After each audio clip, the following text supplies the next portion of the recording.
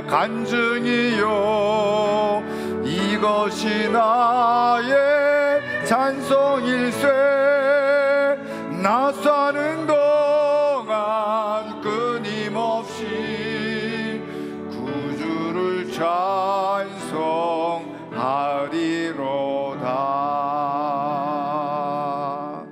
아멘. 제가 이렇게 어디를 가서 처음 목사님들을 만나면 목사님들이 저에게 묻는 질문들이 있습니다. 처음 보는 분들 대부분 목사님 무슨 운동 하셨어요? 이렇게 물어요. 지금 무슨 운동하고 계세요? 이렇게 묻습니다. 그렇게 묻는 이유가 있겠죠. 제가 이렇게 싹 벗으면 운동하는 몸처럼 보인다는 거예요.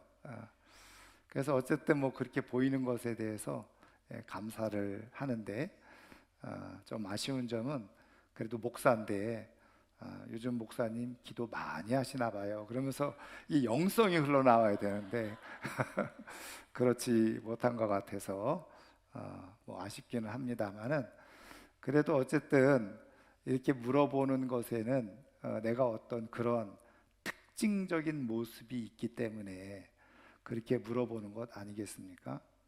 여러분, 우리는 나도 알지 못하는 사이에 내 얼굴이나 혹은 몸이나 어떤 행동이나 이런 태도 속에서 자연스럽게 흘러나오는 그런 특징들이 있다는 거죠. 그래서 20세기의 최고의 설교가이기도 하고 복음주의 저술가로 알려져 있는 에이든 토저라는 목사님이 계시는데 이분이 이제 많은 책을 펴냈어요. 그래서 우리나라에도 여러 권의 책들이 번역되어져 있는데 이분의 책을 보면 아주 중요한 내용들을 언급해주고 있는 것을 보게 되어지는데 교회를 다니고 예수를 믿지만 그러나 여전히 세상에 속해 있는 사람이 있고 그리고 또 정말 신앙 안에서 영에 속한 사람이 있다. 이거를 계속 반복해서 강조하고 말하고 있어요. 그러면은 우리가 그걸 어떻게 할 수 있느냐? 이 사람이 영에 속한 사람인지 세상에 속해 있는 사람인지 어떻게 할 수 있느냐? 이제 이 토저 목사님은 5가지 중요한 질문을 통해서 거기에 내가 어떻게 답을 하고 있는지를 보면 내가 영에 속한 사람인지 아니면 세상에 속한 사람인지를 알 수가 있다는 거죠. 제가 오늘 그래서 이 5가지 질문을 해볼 텐데 여러분 스스로 한번 진단을 해보시면 좋을 것 같습니다. 첫 번째는요, 행복보다는 거룩함을 추구한다. 한마디로 말하면 세상에 속해 있는 사람들은 자꾸 행복을 추구하며 살아간다는 거죠. 근데 그 행복도 아주 세속적이고 세상적인 것, 그런 것을 추구하며 살아가지만 그러나 영에 속한 사람은 내가 행복하고 내가 즐거운 것보다 내가 하나님 앞에서 더 거룩한 삶을 추구하면서 살아간다는 거죠. 두 번째는 축복, 하나님으로부터 주어지는 축복보다 내가 어떻게 하나님 앞에 더 영광을 올려드리면서 살 것인가, 이거를 생각한다는 거예요.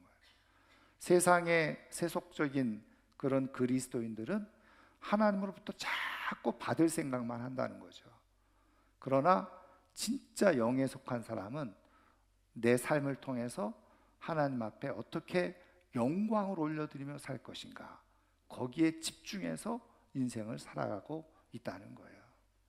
그 다음에 세 번째는 나는 예수님의 십자가를 짊어질 준비가 되어져 있는가. 다시 말하면 주의 나라와 복음을 위해서 나는 어떤 수고와 어떤 희생과 어떤 헌신을 하고 있는가. 그것을 보면 나는 여전히 세속적인 사람이고 아니면 내가 영에 속한 사람인지 알 수 있다는 거죠. 그러면 영에 속한 사람은 어떻다는 거예요? 내가 하나님 나라를 위해서 복음을 위해서 수고하고 희생하고 헌신하는 것을 기뻐하고 그렇게 삶을 살아가려고 애쓴다는 거예요. 그 다음에 네 번째가 잘못 살기보다는 올바른 죽음을 택한다는 거예요. 내가 내 욕심 채우면서 살아가기보다 내 삶을 하나님께 드리고 끝에 올바른 죽음을 내가 가지려고 삶을 살아간다. 마지막 다섯 번째, 우리가 잘 알고 있는 그대로 자신의 생각과 견해를 쫓지 아니하고 성경 말씀을 쫓아서 삶을 살려고 한다는 거죠. 그러니까 이제 영에 속해 있는 사람, 한마디로 말하면 진짜 믿음과 복음으로 살아가는 거듭난 그리스도인이라면 자신의 행복보다는 거룩함을 추구하고 하나님으로부터 받는 축복을 세워보기보다는 내가 얼마나 하나님 앞에 영광을 올려드리며 살아가고 있나, 그것을 생각하고 내가 십자가를 지는 준비가 되어져 있나, 하나님 나라를 위해서 내가 얼마나 수고하고 헌신하고 희생하고 있는가, 여기에 관심을 기울이고 내가 이 마지막을 얼마나 올바르고 깨끗하게 마무리할 것인가, 그것을 생각하고 하나님의 말씀을 따라서 삶을 살아간다는 겁니다. 여러분, 영에 속한 사람의 특징이 있는 거예요. 그런 것처럼 우리가 삶을 살아가는데, 특별히 오늘 추수감사절을 맞이하면서 우리가 감사에 대해서 이야기를 하는데, 나는 정말 감사가 진심으로 우러나오는 감사를 하고 있는 건지 아닌지, 그거를 우리가 또 가늠해 볼 수가 있다는 거죠. 그런 의미에서 감사가 그 안에 가득 차 있고 실제로 진짜 감사하며 살아가는 사람들에게는 드러나는 특징이 있다는 거예요. 그 특징이 뭘까? 오늘 우리가 읽은 말씀 속에서 한번 살펴보고요, 이 말씀을 통해서 저는 우리 모두가 정말 형식적이고 껍데기 감사가 아니라 내 인생 속에서 진짜 감사가 가득 채워져서 하나님 앞에 영광 올리며 살아갈 수 있는 우리가 모두가 되기를 주님의 이름으로 축원합니다. 그럼 오늘 우리가 읽은 말씀 속에서 감사하는 인생의 특징을 우리가 한번 살펴보기를 원하는데요, 오늘 우리가 읽은 말씀은 사도 바울이 로마 감옥에 2차로 잡혀 투옥되어 있는 상태에서 이제는 처형당할 날이 가까워 오게 되어지면서 그것에 대해서 영적인 아들이자 제자에게 편지를 보낸 그런 내용이잖아요. 여러분, 사실은 이 바울에게 처해져 있는 상황이 상황적으로 보면 그렇게 좋은 상황은 아닌 거예요. 여러분, 어떻게 보면 지금 이 말씀을 아마도 보시는 분들이 오늘 추수감사절인데 뭐 말씀이 좀 이상하네, 이렇게 생각하실 수도 있을 것 같아요. 왜냐하면 감사절 말씀하고는 전혀 관계가 없는 것처럼 보여지는 말씀이기도 하기 때문에 그래요. 그런데 제가 사실은 추수감사절 말씀을 본문을 정하고 이제 묵상하면서 내가 어떻게 말씀을 전해야 되겠다. 저는 보통 주일 지나서 월요일 정도에 말씀을 이렇게 구상을 하는데, 그래서 이렇게 준비를 하다가 제가 이번 세미나에 가서 말씀 듣는 가운데서 제가 이 말씀이 더 좋은 말씀이겠구나, 감동을 받아서 제가 이 본문을 가지고 지금 전하게 된 거예요. 저는 이 말씀을 이렇게 들으면서요, 이 바울의 고백 속에 담겨져 있는 진한, 어떻게 보면 감사에 대한 향기를 제가 맡았다, 이런 생각이 드는 거예요. 여러분, 사실은 지금 상황적으로 볼 때 바울은요 감사할 형편, 상황, 처지가 아니죠. 일단은 로마 감옥에 갇혀 있었잖아요. 그리고 이제 곧 처형당할 것을 자기는 알고 있었습니다. 아마도 주변에 있는 다른 간수들을 통해서 조금 더 미리 얘기를 들었을지도 모르겠어요. 그런데 여러분, 저는 가보지는 않았지만 이 실제로 바울이 갇혔다고 하는 로마 감옥에 가서 본 분들, 우리도 나중에 기회가 되면 가서 보면 좋을 것 같아요. 그분들의 이제 얘기를 들으니까 그 바울이 갇혀 있던 감옥이요, 반지하였다는 거예요. 그러니까는 반지하인데 앉아 있으면 밖이 안 보이죠. 근데 일어서면 바깥이 보였다는 거예요. 그런데 그 바깥이 보이는데 뭐 아름다운 풍경이 보이는 게 아니라 바로 이 사형수들이 사형당하는 것들을 볼 수 있도록 그렇게 만들어져 있다는 거죠. 그러면 어떻게 처형을 당했느냐? 그 당시에 대부분 그렇게 감옥에 갇혀 있었던 사람들이 처형당했을 때 그 처형은 참수형이었다는 거예요. 여러분, 그래서 지금도 기록에 그대로 다 남아있죠. 그러면 참수형이 뭐예요? 한마디로 말하면 좀 끔찍한 얘기지만 칼로 단번에 목을 베어서 그 죽이는 게 참수형이에요. 바울도 참수형을 당했거든요. 근데 바울이 로마 감옥에 갇혀 있으면서 사실은 그 바깥을 볼 때마다, 여러분 지금처럼 뭐 방음이 돼 있고 그런 게 아니잖아요. 소리가 다 들리고 바깥이 환하게 보이는데 수시로 그 어쨌든 그 형벌 받는 사람, 처형당하는 사람들이 그 참수형을 당하는 것을 계속해서 목격하고 보고 들었을 거예요. 그런데 어떻게 되어져 있느냐? 그 참수형을 당하는 곳에 그 감옥에서 한 100m 정도 떨어져 있다 그래요. 그 다 볼 수 있는 거죠. 거기에 1m 정도 되는 돌 기둥이 하나 놓여져 있는데, 그러면 이 참수형 당하는 죄수는 어떻게 가느냐? 뒤로 묶인 채로, 손이 묶인 채로, 그리고서 무릎으로 기어간다는 거예요. 그 참수대까지. 그래서 그 참수대에 도착을 하면 그 돌 기둥이 1m 정도 되잖아요. 지금 이 우리 강대상 높이가 1.2m 정도 돼요. 그러면 사람이 말이죠, 목을 딱 대면 딱 맞을 높이라는 거예요. 그래서 목을 딱 대면 그냥 사형 처해지는 거죠. 참수형을 당하는 거예요. 여러분, 그런 것들을 바울은 한 번 받겠어요? 어쩌면 매일 아니면 수시로 그 감옥에 있는 동안에 그런 장면들을 끊임없이 보았을 거예요. 여러분, 그런 끔찍한 장면들을 계속 보면 우리가 요즘식으로 표현하면 뭐가 생겨요? 트라우마가 생기지 않겠어요? 여러분, 그렇게 목이 잘려나가기 전에 울부짖으면서 살려달라고 아우성치는 사람들도 있을 것이고, 거기에 소리를 지르는 사람들도 있을 것이고, 목이 잘려나갈 때, 이런 표현은 조금 조심스럽습니다만은 그 대동맥이 끊어지면서 피가 솟구쳐 나오는 모습까지 다 실제로 보지 않았겠어요? 여러분, 그때 이 장면을 자기가 그렇게 죽을 것을 생각하면 얼마나 끔찍하겠습니까? 얼마나 그 죽음이 비참하다고 생각했고, 그리고 불행하다고 생각할 수 있었겠습니까? 여러분, 그러면 여러분, 우리가 한번 생각해 볼 수 있는 게 이런 것 아니겠어요? 아니, 하나님은 살아계시고 하나님은 전능하신 하나님이시라고 했고, 바울은 하나님의 부르심을 따라서 자기의 모든 것을 빌립보서의 고백대로 자기가 가지고 있던 모든 부귀영화를 다 배설물로 여기고 오직 이 복음을 위해서 헌신적으로 자신의 삶을 하나님 앞에 드렸어요.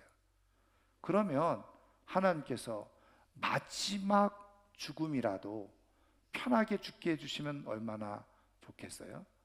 뭐 끝까지 뭐 살게 하는 거는 고사하고, 그냥 자연적으로 때가 되어져서 이렇게 그냥 유언도 잘 남기고 이렇게 죽게 하시면 얼마나 좋겠어요? 그런데 세상 사람들이 말하는 대로 정말 비참하고 불행한 죽음을 자기가 당하게 되어진다. 고통 가운데 죽게 되어진다. 여러분, 그러면 그 마음속에 어떤 생각이 들겠습니까? 내가 평생 다 부귀영화 버리고 주님을 위해서 이렇게 애쓰고 헌신하고 복음을 위해서 살았는데 하나님 나에게 이것밖에 못 해주시냐, 그런 생각 들지 않겠어요? 하나님에 대한 원망하는 마음, 불평하는 마음, 그런 것 얼마든지 생기지 않겠어요? 그리고 하나님 성경에 보니까 다니엘이라는 사람은 사자굴에 들어갔다가도 하나님께서 건져주시고 구해주시기도 했다고 했는데, 또 내 인생 가운데서도 하나님께서 여러 번 기적을 베풀어 주시고 은혜를 베풀어 주셨는데, 이번에도 이런 은혜를 조금 내게 베풀어 주셔야 되지 않겠습니까? 하면서 또 하나님 앞에 기도도 해보지 않았겠어요? 불편한 마음에. 그런데 하나님의 응답은 없고 여전히 그런 상황 가운데 내몰리고 있는 상황 속에 있다고 했을 때, 하나님에 대한 그런 불편한 마음 얼마든지 가질 수 있지 않았겠습니까? 그런데 오늘 우리가 읽은 말씀을 한번 가만히 살펴보면요, 여러분, 바울은 그 지금 자기에게 주어진 이 비참한 마지막 상황 속에서 아주 눈꼽만큼도 불평이나 원망이나 또 거기에 대한 불안한 마음, 두려운 마음을 표현해 주고 있지 않다는 거예요. 오히려 지금 자신이 이런 죽음을 당하게 된 것에 대해서 문자적으로 표현해 주고 있지 않지만 굉장히 큰 감사와 감격, 오히려 거꾸로 환희와 기쁨을 가지고 이 죽음을 맞이하고 있는 것처럼 말씀을 하고 있다는 거예요. 여러분, 신기하고 놀랍지 않아요? 여러분, 어떻게 이렇게 마지막 비참한 그런 죽음의 상황 가운데 내몰리는 최악의 상황 속에서도 오히려 하나님 앞에 감사를 하면서 기쁨과 감격과 환희를 가질 수가 있느냐는 거예요. 여러분, 이유는 우리는 다 알고 있죠. 하나님께서 바울에게 베풀어 주신 은혜를 바울은 기억하고 있었어요. 그것이 어떻게 해요? 자신의 삶에 늘 감사로 채워져 있었던 거예요. 그러니까 인생의 마지막, 어떻게 보면 세상적으로 보면 가장 최악의 상황에, 사람들이 볼 때는 비참한 죽음이라고 얘기하고 불행하다고 얘기할 수 있는 상황 속에서도 오히려 하나님 앞에 감사의 마음을 품고 고백하고 선포하게 되더라는 거죠. 여러분, 그러면 오늘 말씀 속에서 바울이 감사의 고백을 그 마음속에 담고 있다는 것을 어떻게 알 수 있느냐? 여러분, 6절 말씀에 보시면 이렇게 고백하고 있죠. 전제와 같이 내가 벌써 부어지고 나의 떠날 시각이 가까웠도다. 여러분, 여기에 보면요, 전제와 같이 내가 벌써 부어지고 그랬죠. 여러분, 이 전제는 무엇입니까? 바로 이스라엘 백성들이 구약시대 때 드렸던 제사의 한 방법이잖아요. 여러분, 레위기 1장에서부터 5장까지 읽어보면 5대 제사가 나와요. 이건 목적, 제사의 목적대로 분류해서 5가지 제사가 나오죠. 여러분 기억하시나요? 수요예배 시간에 우리가 배웠는데 제일 먼저 뭐가 나와요? 번제, 그 다음에 소제, 그 다음에 화목제, 그 다음에 속죄제, 속건제, 5개의 제사가 나와요. 그런데 이 제사는 목적에 따라 이렇게 분류를 하는 것이고 방법으로 또 분류하는 게 있어요. 4가지 제사 방법이 등장을 합니다. 그래서 여러분 성경을 읽어보면 4가지 제사 방법이 뭐예요? 첫 번째가 화제죠. 화제, 불을 태워서 드리는 것, 그걸 화제라고 그래요. 사실은 대부분의 모든 제사는 화제입니다. 불로 태워 드리는 거예요. 그런데 성경에 보면 요제라는 게 나와요. 요제는 흔들어서 드린다는 거예요. 하나님 앞에 흔드는 거예요. 그게 요제고, 거제가 나옵니다. 저쪽 통영 거제가 아니라 이렇게 하나님 앞에 이 제물을 들어 올린다는 거예요. 그 거제. 그 다음에 마지막 오늘 말씀에 등장하는 전제입니다. 이 전제는요, 이 마지막에 기름이나 포도주를 붓는 것을 얘기해요. 그래서 제물에 기름이나 포도주를 붓는 것, 그걸 바로 전제, 이렇게 얘기를 하는 거예요. 근데 지금 사도 바울이 전제와 같이 내가 벌써 부어졌다, 그 얘기는 뭐냐면 지금 자신의 모든 인생을 통틀어서 어떻게 해요? 나는 하나님 앞에 제물이 되어져서 지금 하나님 앞에 부어지고 있다는 거예요. 그거를 지금 고백하고 말하는 거예요. 학자들은 그래서 왜 바울이 이 시간에 전제를 드린다는 표현을 썼을까? 말씀드린 것처럼 화제도 있고 거제도 있고 요제도 있는데 왜 전제라는 표현을 썼을까? 왜 부어드린다고 표현했을까? 이거 학자들이 추측하는 건데요, 앞서 말씀드린 것처럼 참수형을 당할 때 목이 잘려나가면서 피가 솟구쳐 오르잖아요.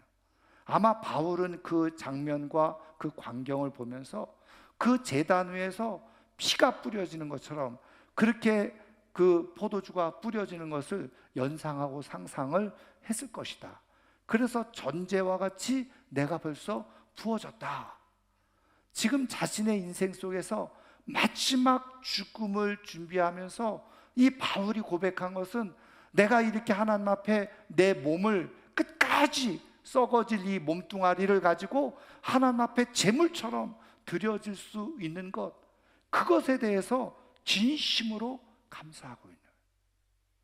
썩어질 이 몸뚱아리, 아무것도 아닌 이 죄악의 몸뚱아리, 그런데 하나님은 마지막 순간까지 자신을 하나님께서 제물로 받으시고 전제처럼 자기를 받으시고, 그 얘기는 뭐냐면 내가 마지막 인생 마지막 죽음의 순간에서도 내가 하나님 앞에 예배자로 설 수 있었다는 것에 대해서 정말 하나님 앞에 감사하고 있는 거예요. 여러분, 진짜 참된 감사가 어디에 있습니까? 내가 생각할 수 없는 가장 비참하고도 최악의 상황 가운데 놓여져 있지만 그 순간에라도 내가 하나님 앞에 드릴 것이 있고 내가 하나님 앞에 예배자로 드릴 수 있다는 것, 여러분, 그 모습이 진짜 감사로 가득 채워진 인생에서 나타나는 모습이라는 거예요.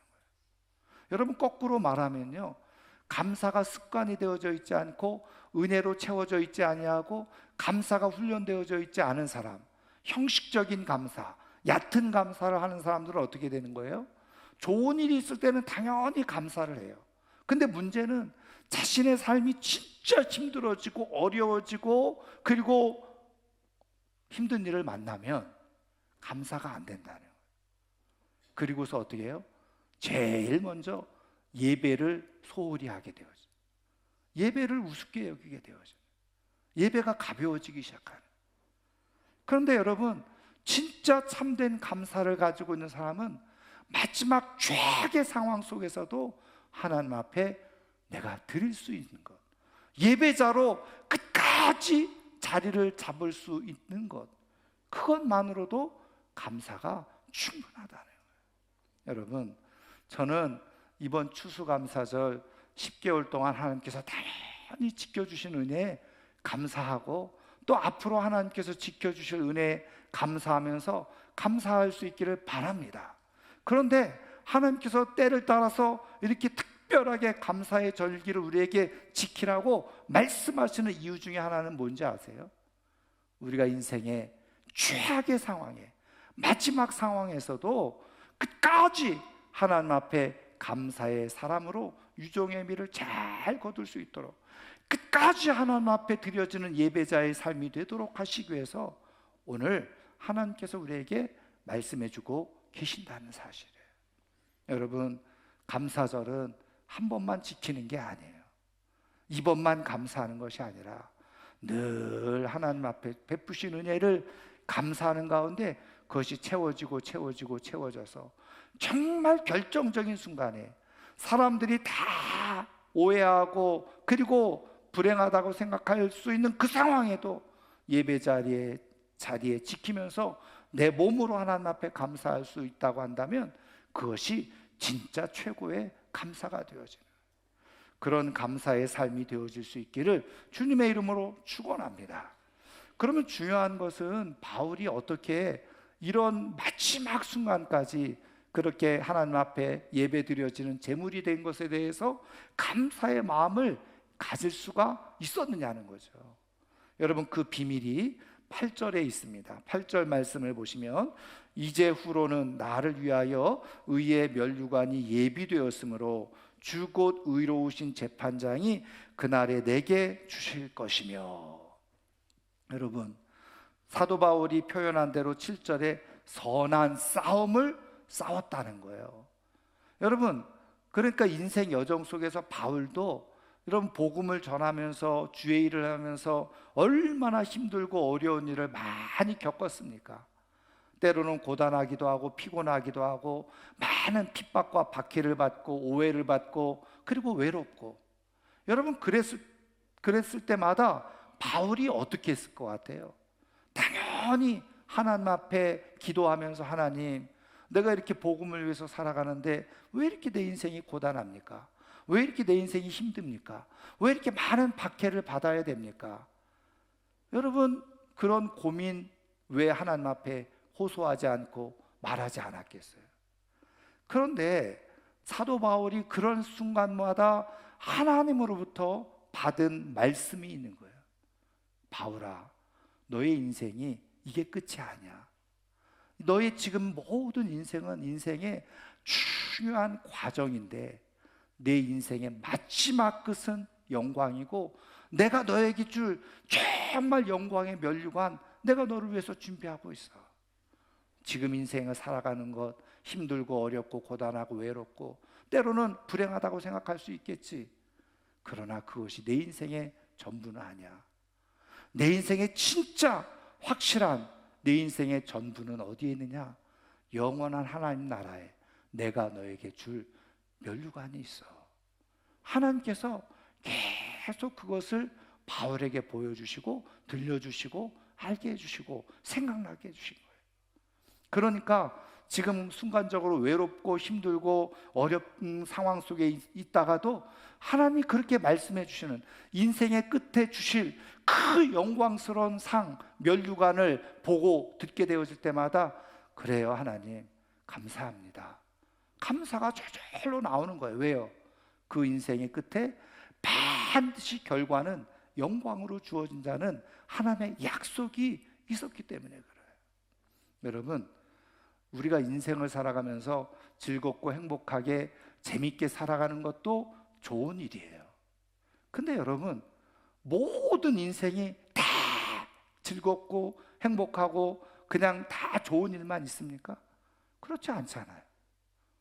여러분, 모든 인생이 살다 보면 외로울 때도 있고 힘들 때도 있고 고생스러울 때도 있고 어려울 때도 있어요.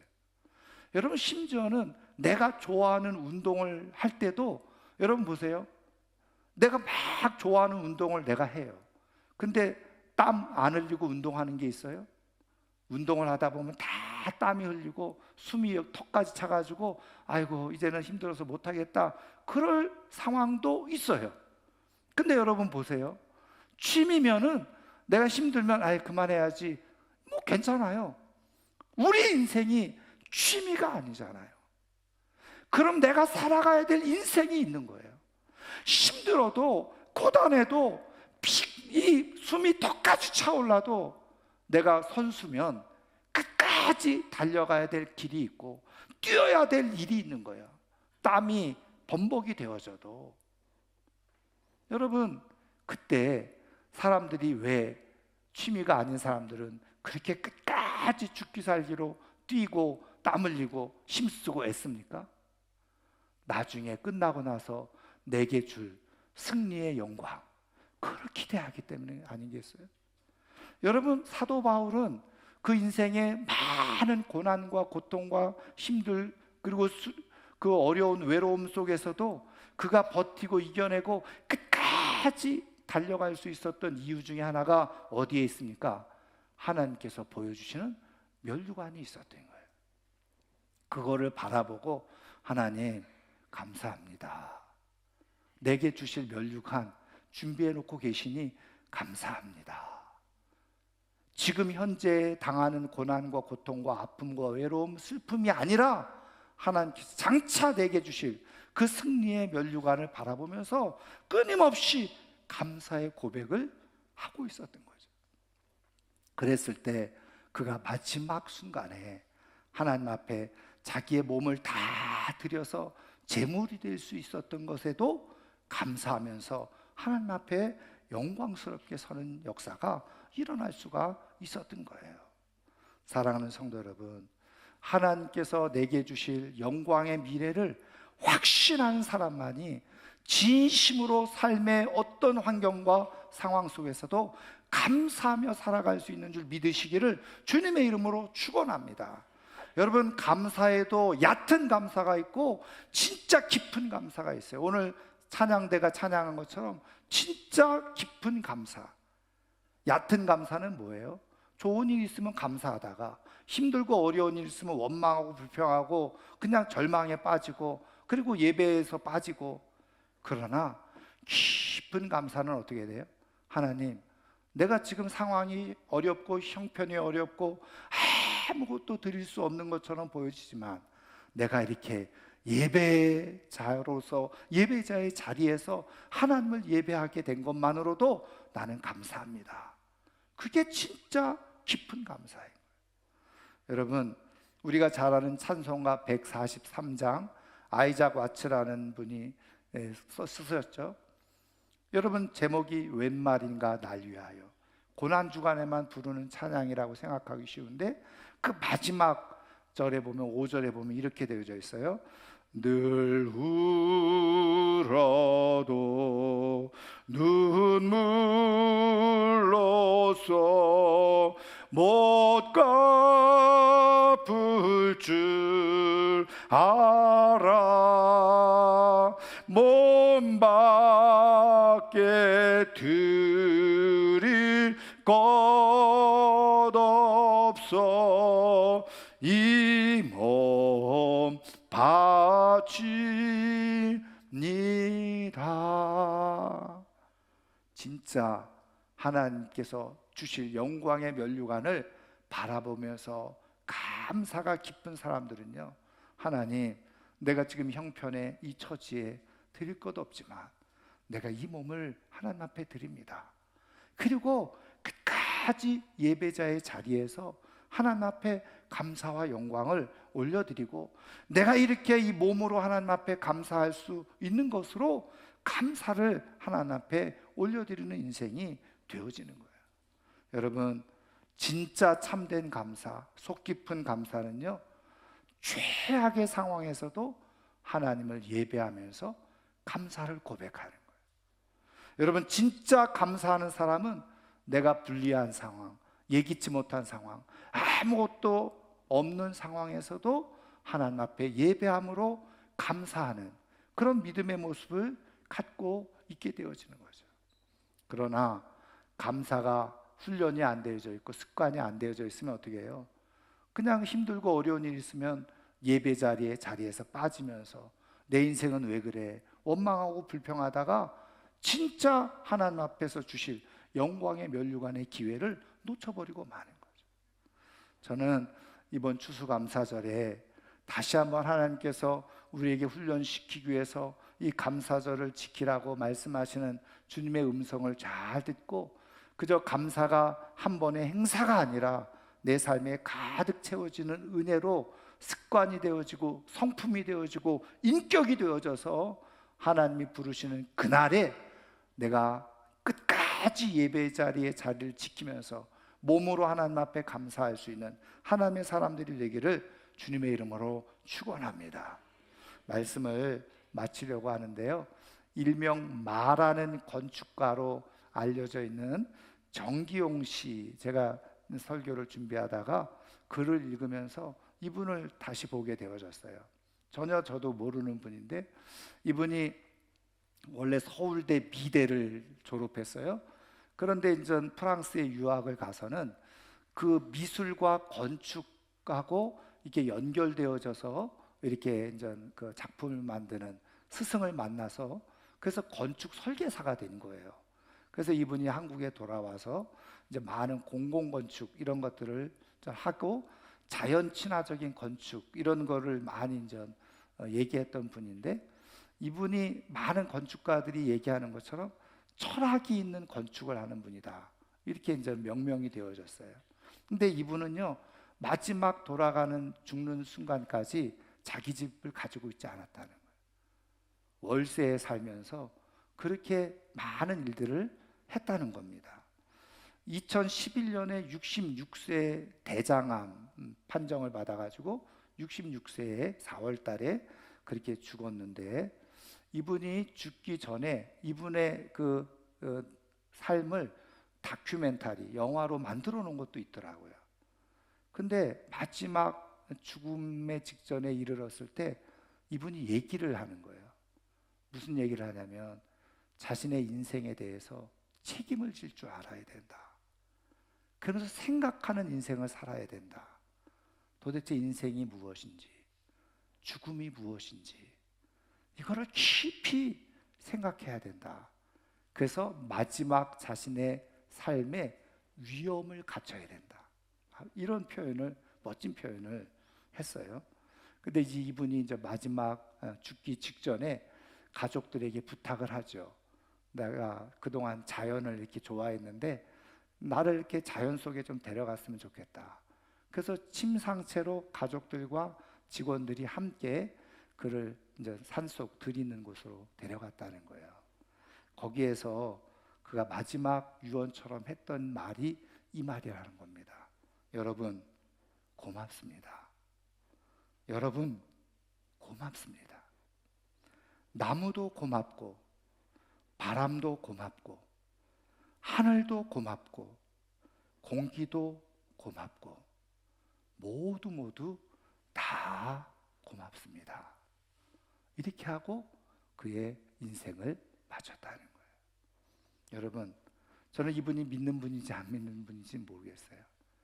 그러나 그의 인생을 감사로 이렇게 고맙다 인사하면서 인생을 마칠 수 있다는 게 얼마나 멋집니까? 여러분, 우리는 하늘에 준비된 면류관이 있는 사람들이잖아요. 이 땅의 삶을 마칠 때에 억울하고 분노에 차서 후회를 남기면서 죽는 인생이 아니라 하나님 감사합니다. 정말 감사했습니다. 그리고 가족들을 향해서 여러분 감사했어요. 자녀들을 향해서 얘들아 고마웠다. 이렇게 말할 수 있으면 감사가 가득 찬 인생이었던 거죠. 여러분, 우리의 인생의 끝에 또 때로는 인생의 가장 최악의 상황에 몰릴 때마다 정말 진심으로 하나님 앞에 감사의 고백을 하는 가운데 하나님께서 우리에게 예비해 놓으신 영광의 면류관의 주인공이 다 될 수 있기를 주님의 이름으로 축원합니다. 축원합니다. 오늘 말씀을 생각하면서 우리 한번 같이 찬양을 하고요. 하나님, 그저 추수감사절이기 때문에 그냥 입모양으로 감사하는 사람이 아니라 내가 어떤 상황에서도 하나님 앞에 예배자가 된 것을 감사하는 그런 삶으로 끝까지 살아가게 해주시고, 그래서 감사를 통해서 영광의 면류관을 얻는 우리가 되게 해달라고 기도하는 시간이 되기를 원합니다.